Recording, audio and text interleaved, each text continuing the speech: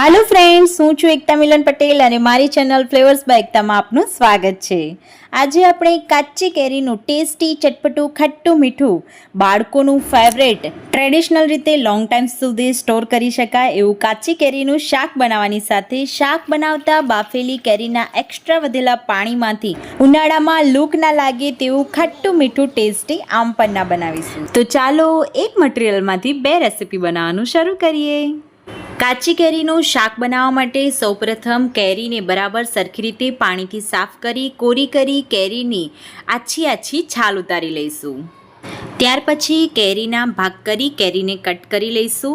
જો તમારી ગોટલી કૂણી હોય તો વચ્ચેથી કેરીને કટ કરી અંદરથી ગોટલી નીકાળી ત્યાર પછી કેરીના લાંબા અથવા તો ચોરસ પીસ કરી લેવા। મારી ગોટલી અહીંયા થોડી કડક છે એટલા માટે હું કેરીની આડી બે મોટી ચીરીઓ નીકાળી કેરીના બધા પલ્પને લાંબી સ્લાઇસમાં નીકાળી રહી છું। તમે અહીંયા કેરીના આ રીતે લાંબા ચીરા પાડવાની જગ્યાએ એના ચોરસ કટકા પણ કરી શકો છો। આપણે કેરીને કટ કરતાં ખાસ ધ્યાન રાખવાનું છે કે કેરીની એકદમ પાતળી સ્લાઇસ કે પછી એકદમ નાના કટકા કરવાના નથી, બાકી શાક બનાવતી વખતે કેરી એકદમ ગળી જશે। બધી કેરીને આ રીતે કટ કરી લઈએ। ત્યાર પછી કેરીમાંથી ખટાશ ઓછી કરવા માટે ગેસ પર તપેલીમાં કેરી ડૂબે એટલું પાણી લઈ પાણી ગરમ થાય એટલે કેરીના બધા પીસને પાણીમાં એડ કરી હાઈ ફ્લેમ પર ઢાંકણ ઢાંકી કેરીને બાફવા દઈશું।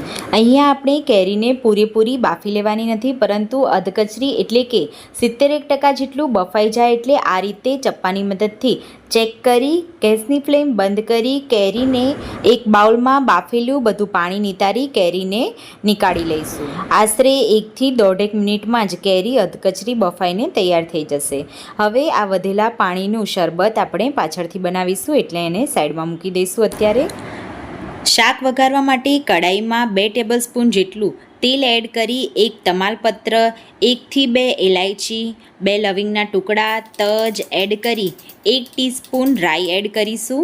રાઈ ફૂટવા લાગે એટલે હાફ ટીસ્પૂન જીરું, 1/3 ટીસ્પૂન અજમો, હાફ ટીસ્પૂન વરિયાળી, 1 ટીસ્પૂન તલ, હાફ ટીસ્પૂન હિંગ અને હાફ ટીસ્પૂન હળદર એડ કરી બાફેલી કેરીના પીસ એડ કરી દઈશું। કેરીને હળવા હાથે હલાવતા તેલમાં મિક્સ કરી લઈશું।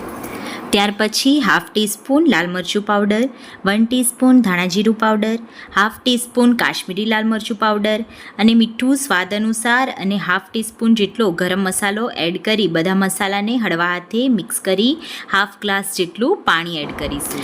અહીંયા પાણી તમે જેટલું રસાવાળું શાક બનાવવા માંગતા હોય એ પ્રમાણે એડ કરવાનું। હવે કેરીના શાકમાં ખટાશ બેલેન્સ કરવા માટે હાફ બાઉલ જેટલો ગોળ એડ કરીશું।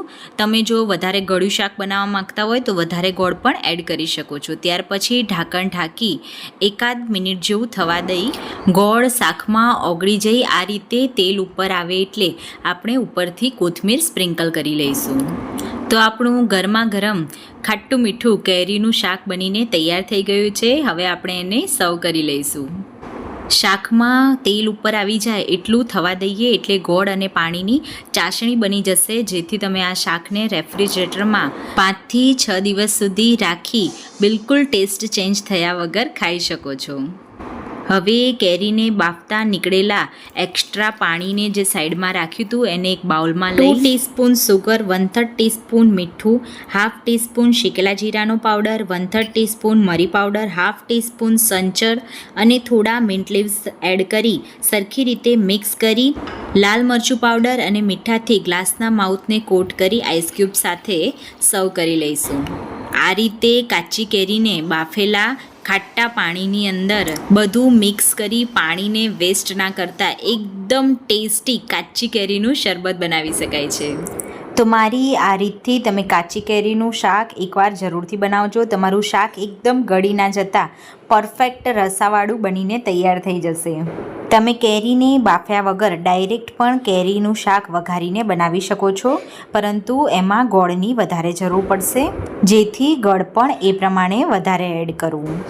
તમે શાકને પરોઠા કે રોટી સાથે એન્જોય કરી શકો છો। તમે શાકને ફ્રીઝમાં કાચના વાસણમાં સ્ટોર કરી બાળકોને અથાણા કે છુંદાની જેમ રોજ થોડું આપીને પણ ખવડાવી શકો છો। તો મારો આજનો કાચી કેરીના શાકનો અને કેરીના પાણીમાંથી આમ પન્નાનો બનાવેલો વિડીયો તમને જો સારો લાગ્યો હોય તો વિડીયો લાઈક કરી ચેનલને સબસ્ક્રાઈબ કરવાનું ભૂલતા નહીં. નેક્સ્ટ વિડીયો આવે ત્યાં સુધી આવજો.